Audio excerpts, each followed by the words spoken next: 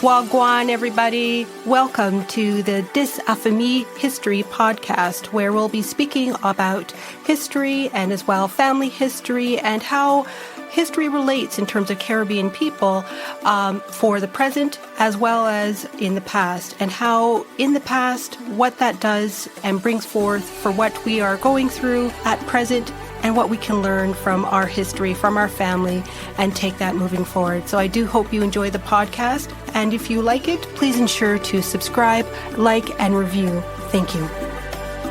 Welcome to Dis Affamie History Podcast with your host, Wendy Aris. Today's guest is Michael A. Henry, someone whose passion for cultural heritage and community storytelling sits at the heart of the work he does.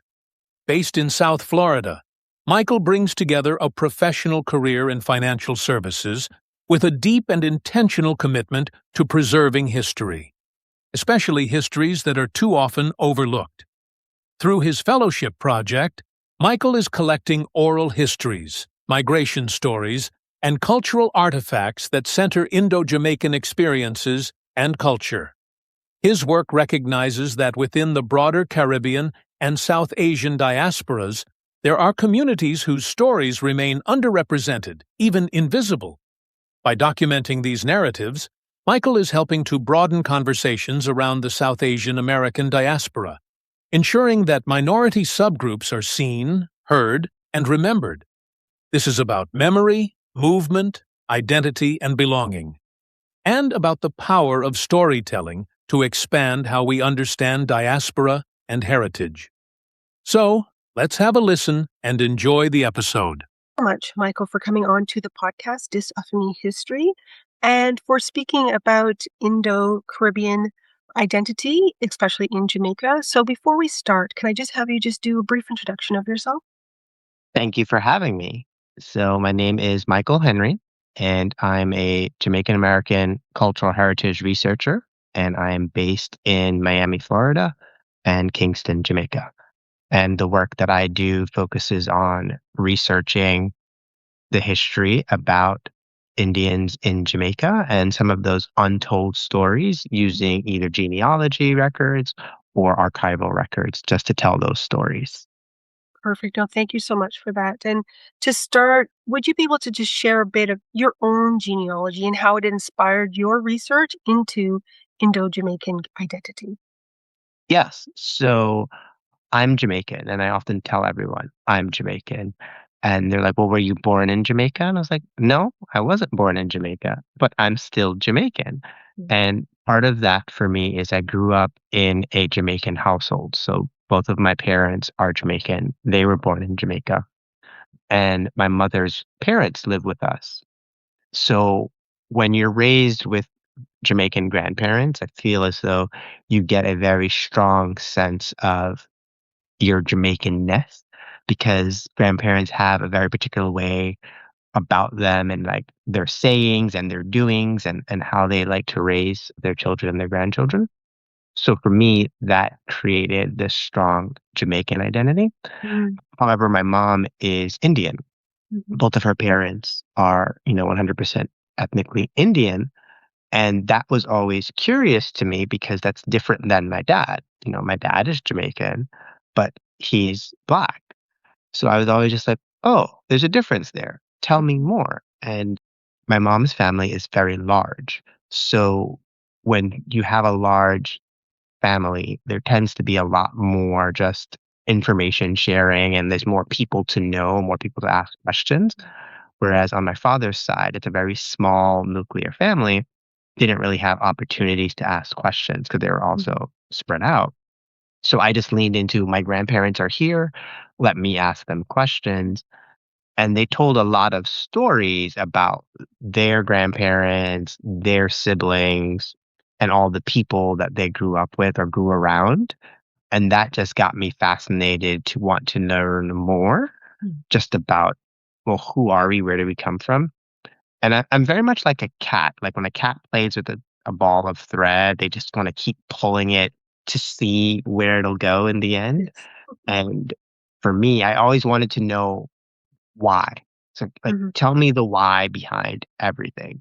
So, whose mother is that, and who's their mother, and like, keep going as far back as you can. Hmm. Uh, and that's how it really started. Yeah, I can definitely relate in terms of the whole questioning and wanting to know the different stories. And, in your article, Uncovering Indo-Jamaican Stories, Preserving Cultural Heritage, Identity, and Memory, you describe moments of blending in and feeling different at the same time. Could you just expand on that duality, what it meant for you personally and culturally? So, I grew up in New York City, and specifically in Brooklyn, in a predominantly Caribbean neighborhood. Hmm. And in the Caribbean neighborhood, there is a sense of community. We are all one greater Caribbean community because our histories and our cultures are similar but have their own nuance. So I felt, a part of that community. And I also felt a part of the Jamaican community because I went to predominantly Jamaican educational institutions, predominantly Jamaican religious institutions. So that Jamaicanness and community was there. Mm-hmm. However, growing up in a Indian household where a lot of the food, the culture, the music is Indian, oftentimes I would only see that and experience that in the home. So, that's not something that you would see very prevalent out in the community. And that's really where I would say that feeling of outsiderness comes, because then you start to wonder, well, why do I not see myself and what I know to be my normal reflected? And then it makes you question, well, am I normal or not? Because why is it not prevalent? But I think over time, just having more conversations, with my grandparents, they were just very much about reaffirming that we know who we are, whether we see the representation or not. Like, I've told you our lived experiences, I've told you where we're from. It doesn't matter if you don't see that around you every day, because we go back to Jamaica often enough where you can see where you're from and you can have that connection. And I think that helped me to understand the duality, that you can be a part of multiple cultures, but you may not see all of that represented at all times.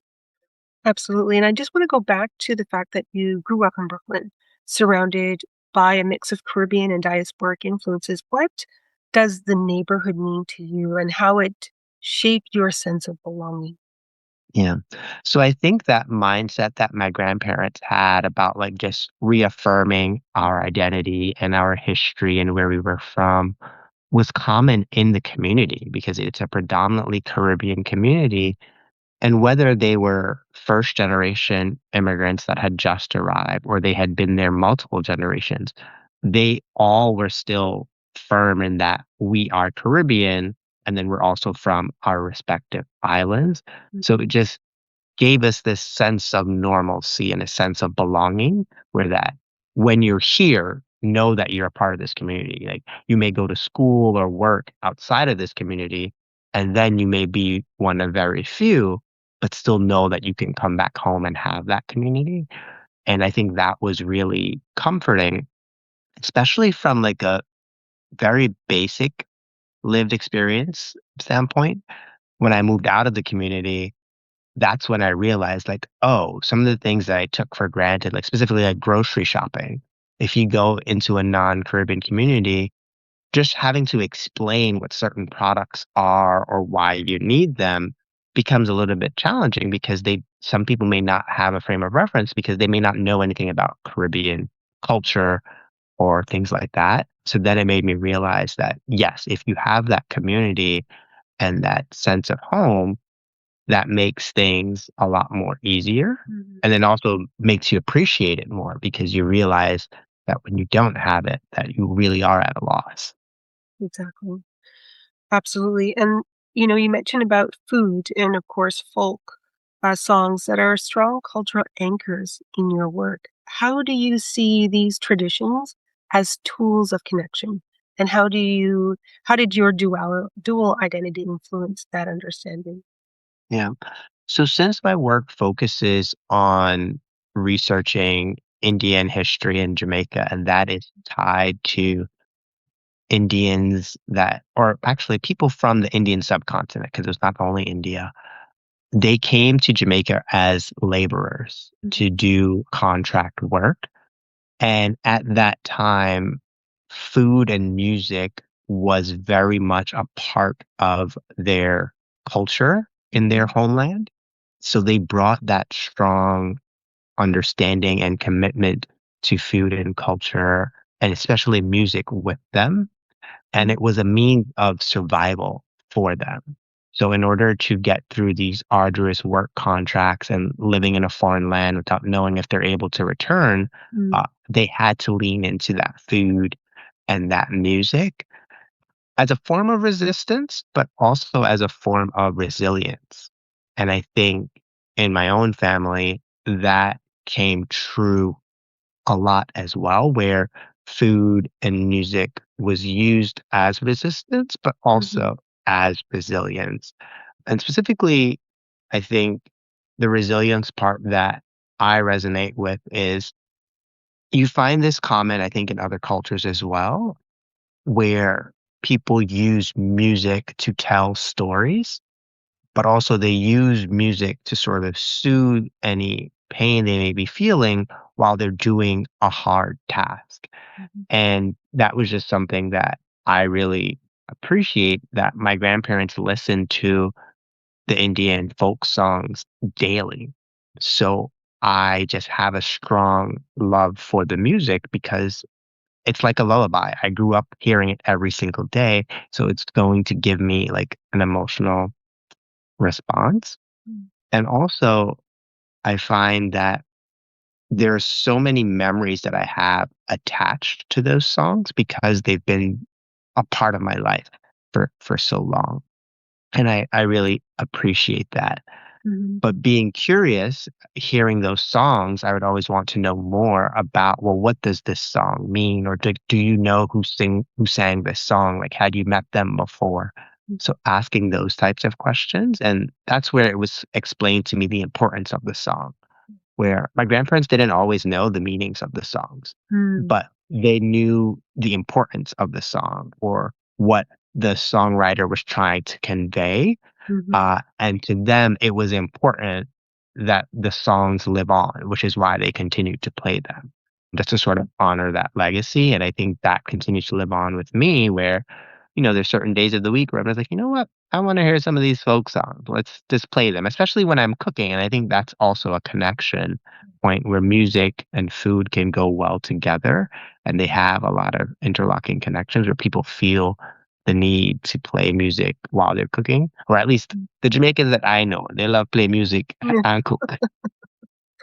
absolutely. And Michael, the term coolie appears in historical and, of course, contemporary discussions. Could you define what it means and why it carries such a negative connotation today? Yeah. So the word coolie is a very controversial term. Uh, and it is also a historical term. So it is not a new term. It's been around for centuries, and it is rooted in Indian languages, and it is a term for a laborer. And given that it's the term for a paid laborer, but also the stratification of Indian society, where there are usually different levels to where you fall in society, called the caste system, based off of the role that you perform. If someone is a paid laborer to, let's say, move luggage, which was a common one in South India, you were a coolie if you basically carried the luggage on the train platforms, you are seen at the lower end of the social hierarchy. So, with that as its grounding, it's carried over many years later to sort of be a derogatory term, as you are seen as less than, or you're being low class in either how you're speaking or how you're acting or just your overall disposition, where the term comes from. However, there is and there has been a movement over the last couple of years to reclaim the term. And I know that exists in many cultures where newer generations try to reclaim the term. And part of that reclamation of the term is while it has derogatory beginnings, in spite of that, as a people who were in these roles, we defied all odds and we have survived a system that was set up for us to fail. And because we've survived, we should feel empowered to reclaim the term as a form of resistance to say, look how much we've overcome.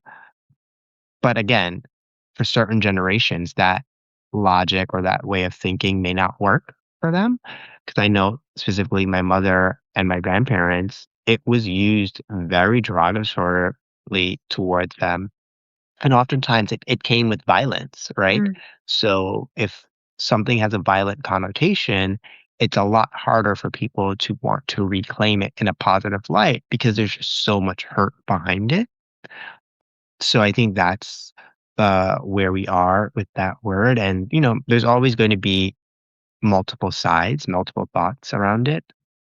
I don't use it as much in Mm. my research, but I do find it a lot in my research because when you look at historical documents, that is how people were called by Mm. the official government. So you'll see it written on records. So when it's something that I'm transcribing from an official record, then I will use it and just note that's what was used at the time. Yeah, and it's a term that's on the books in terms of law to not use, especially in Jamaica, in terms of that word, coon. Yeah. And how would you then define, Michael, Indo-Jamaican identity in the present context? And that's another interesting term that can have multiple meanings depending on your audience. So the work that I do focuses on the diaspora. So I focus on people who are of Indian descent from Jamaica, who primarily no longer live in Jamaica because they've Mm. migrated. Mm. So in that sense, Indo-Jamaican is anyone who is of Jamaican descent that has origins in the Indian subcontinent that came as an indentured laborer. So your descendants would have arrived between 1845 and 1916, specifically on an indentured contract. Now, when you're in Jamaica and you want to use the term Indo-Jamaican, it can have two meanings. It can have Mm. the same meaning around the indentured descendants, but also there's been a large migration of Indians to Jamaica who have been there generationally, sometimes three, four, five generations as well. But they came under different circumstances. They may have come as, educated doctors, lawyers, or merchants, but because they've been there for so long, they are Jamaican as well.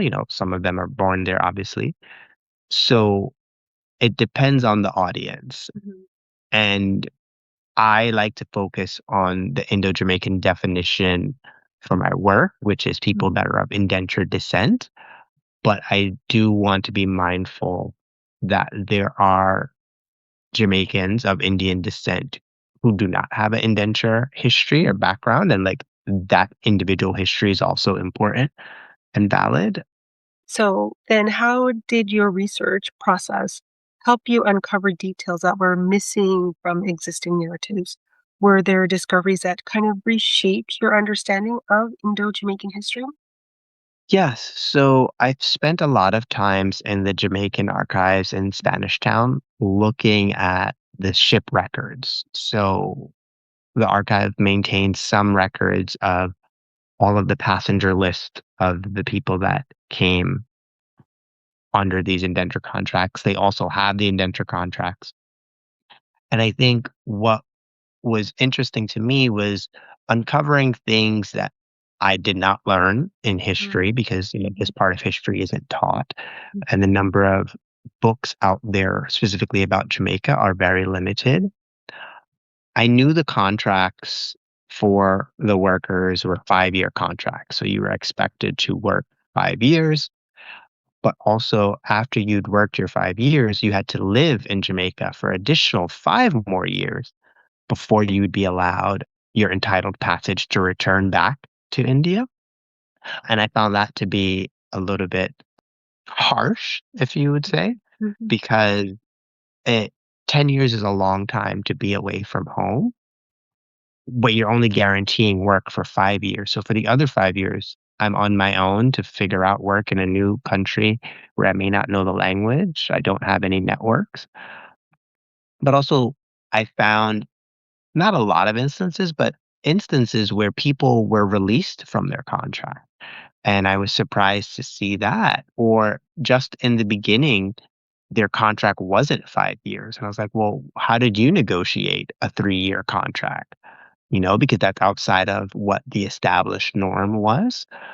So those were some of the stories that were uncovered that were surprising. But I think the biggest one I found most recently was I've been trying to identify Indians that may have returned to India so we can talk about those stories.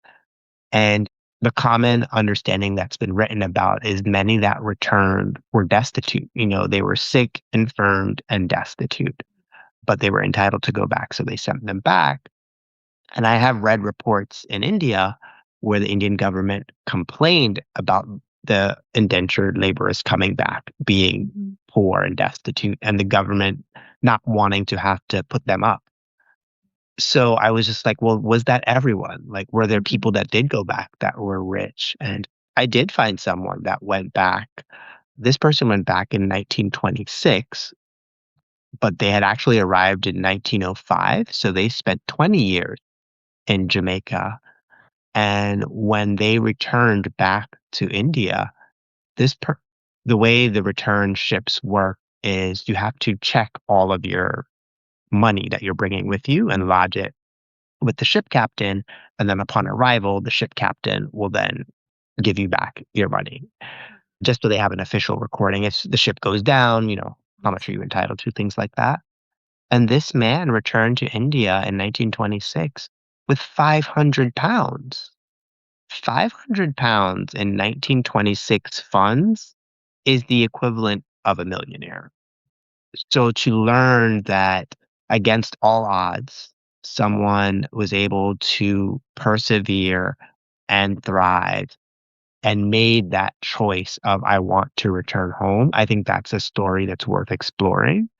And I was very grateful to see it. I don't know where he worked for the Mhm. 20 year or what he did, but clearly it was enough for him to amass that wealth. And also, this person went back to India with their Jamaican born children. So that's another thing that's interesting to me Mhm. is what does that integration look like for these children? And I'm assuming their mother was another Indian, but if their mother was not another Indian, Mhm. what would that mean for acceptance in India? So there are lots of stories that are there in these archives, but if we're not spending the time to read through them and to dissect them, then we'll never know. And I think that's where my passion lies, is just trying to tell those untold stories. Mhm. And I think that will really be empowering to many people.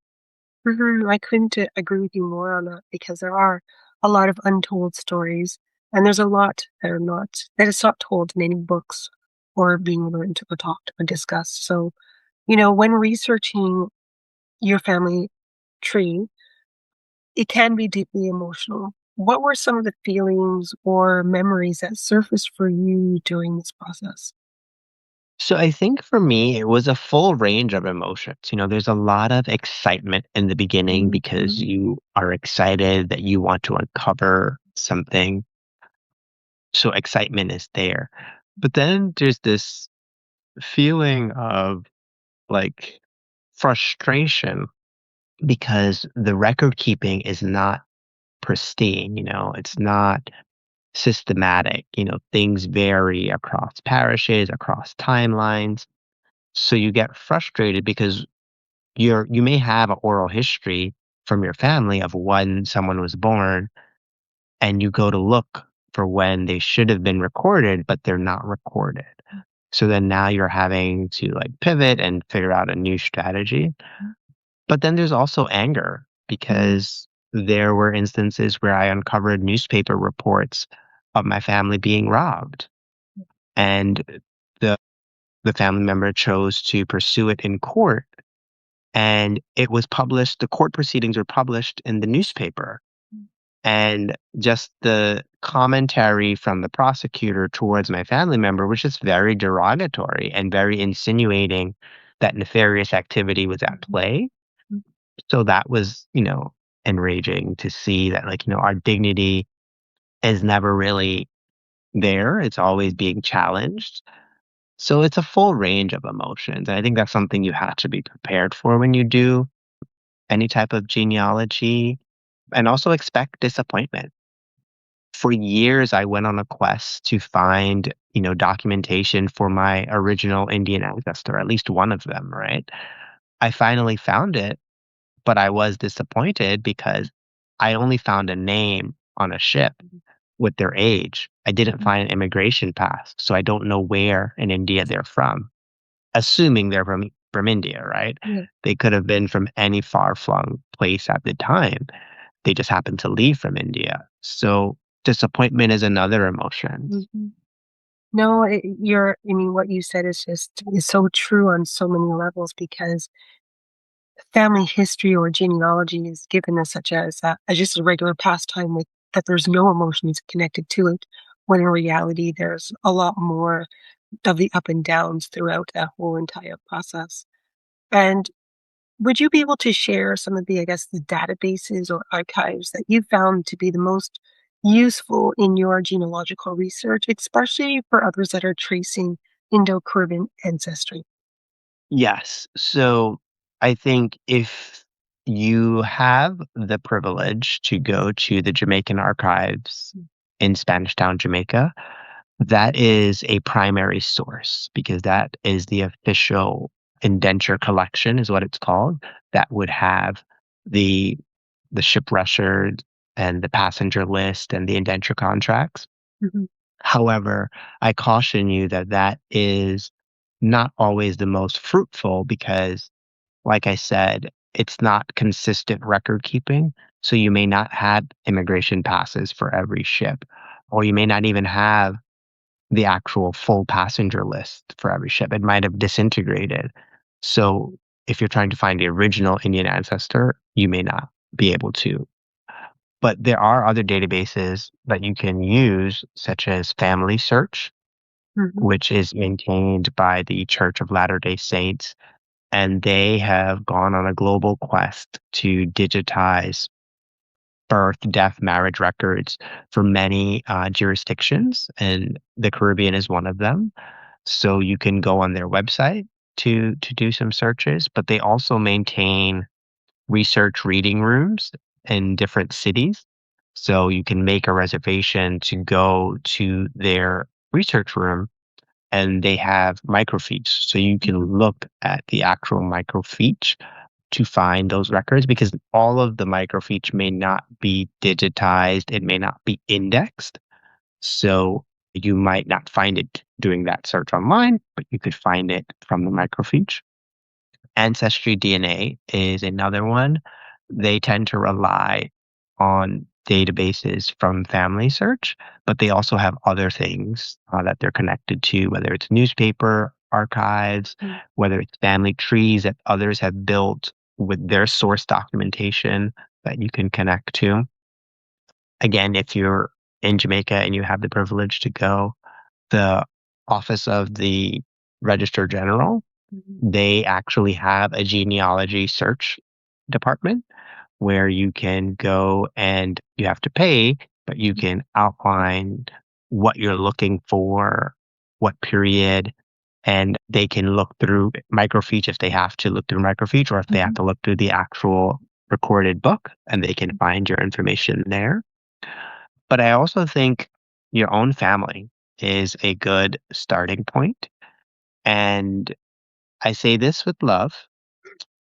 Every Jamaican family has a suitcase that has documents.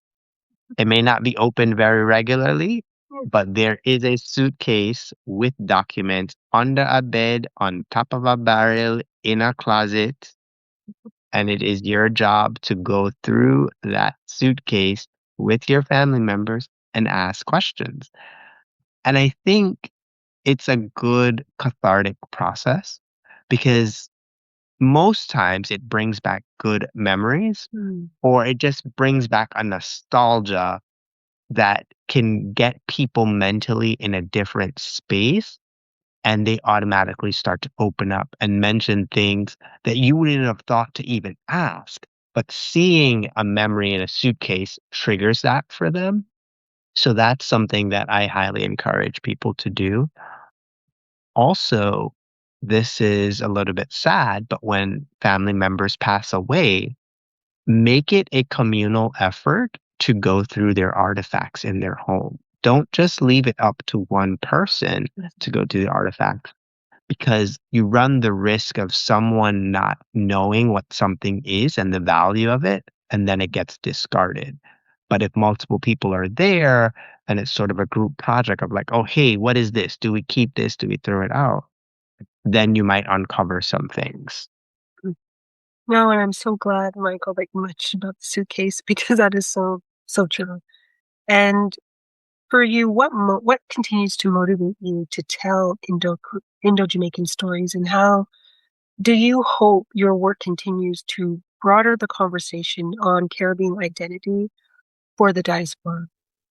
So for me, I think it's a life calling. It's a passion because I've been so passionate about this since a young age, pre-internet, and not giving up and trying to just do this research. So I'm just deeply passionate about history and about culture, especially my history and my culture. So I want to continue doing this work. One, in the hopes that others will get excited about their history, but also just to keep people informed, because I feel as though if you review the educational curriculum in Jamaica, the way Indian indentureship is talked about is a very small blip in any history book. So you're not told the full story. You're not told the depth of the story. And if you don't know your own history, you're very easily led astray because you're forced to believe what others are telling you. And I'm very much of the mindset that to, I can trust what you're saying, but I want to verify what you're saying. So, in order for me to verify what you're saying, I need to go and look at another source. So what I want to start doing is just publishing more of my research so that people have resources to go to be like, hey, this is what the indenture contract looked like. This is what the system was, and making it more digestible. Because one thing I know, especially within the Jamaican context, is we like our history. We know some aspects of it, but it's hard to digest, and it you have to make things easier to people, so either short form content or just quick little pieces that they can digest, maybe like a digital way, will reach more people than saying, oh, did you read this 300-page book, right? Because that's not gonna happen. Definitely. And, Michael, as we come to a close for this episode, what message would you like to leave our listeners today with, especially those seeking to reconnect with their own family heritage? I would say don't get discouraged. There are a lot of different family dynamics in the Caribbean, especially in Jamaica, in terms of, you know, relatives may not speak on a regular basis, or you're just estranged because of migration or any other factors. However, don't give up. Like, if you want to learn more about your own individual history, your own individual family, ask questions. We may not have family members that are willing to talk, but, keep asking the questions. If your parents don't want to talk to your parent siblings.